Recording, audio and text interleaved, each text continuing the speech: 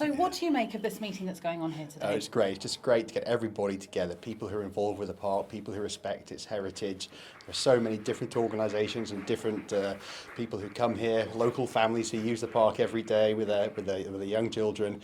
Everybody's got an interest in what happens in the park, and it's wonderful that the Wimbledon Club are so supportive, hosting everybody and bring people together to discuss all the various proposals that are put forward.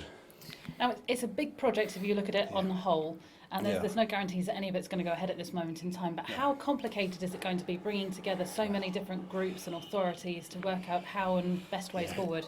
There's always going to be complexity and planning issues in all kinds of proposals that come to the park, and you've got park interest, Friends of the Park, but by coming together and just agreeing the common ground, once we agree the proposal and the direction of travel, we can find a way as councillors working with the public authority, Merton Council, to actually get things over the line. So yes, there's complexity, but it doesn't mean to say things cannot be done. There's always 20 people who come up with a reason why things can't be done. Actually, once we agree on common sense proposals that work for the local community, we need to get behind them and make sure that we deliver them.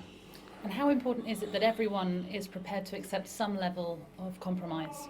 I think it's very important, absolutely.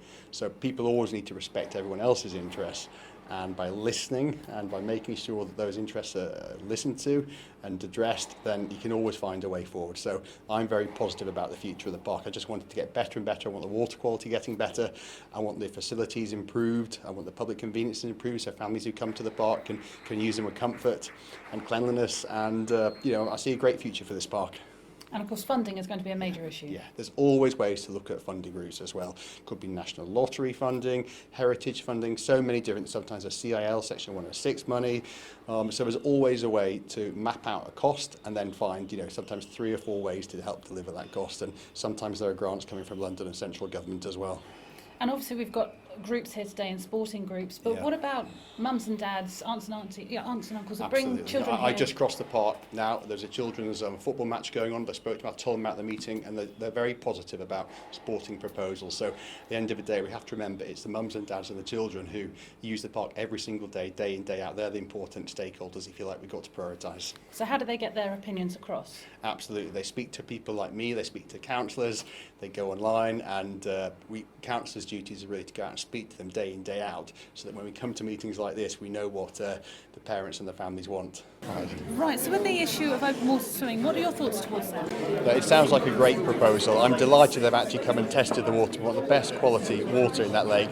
People have had a few concerns over the years. Sometimes there have been 1 or 2 fish incidents, 1 or 2 bits of pollution coming down, Thames Water involved, the Environment Agency's involved. So I just think it's great that these people have come along today and actually tested the water, and we've got some great results. It's clean water, it passes the EU bathing standards, and they're going to continue to test it. And the council hasn't always wanted to test the water, so it's very positive that we now have some good results we can look at and keep us a safe benchmark going forward.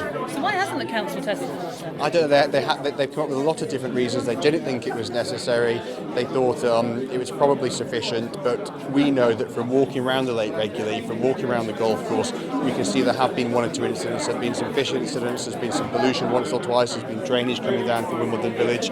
So because of things like that, and if the water quality is clean and the angling club's happy, the community's happy, we've got better wildlife, so it should be a no-brainer. We need that water to be kept clean and free from pollution at all times, and I'm just delighted these people have come along and shared their results with us very openly, and that's good news. Just briefly, are you supporting the open swimming? Yeah, I definitely will be taking this forward with the council, saying we need to look at it very seriously with a view to opening it up to open water swimming soon, but making sure we protect the interests of the angling club as well and the sailing club. And the way they've done that today has been very, very sensible, not just in the areas where they're going to actually proposing to swim, but also the times of day when they're proposing to swim as well. And I think we can all work together and enjoy the lake.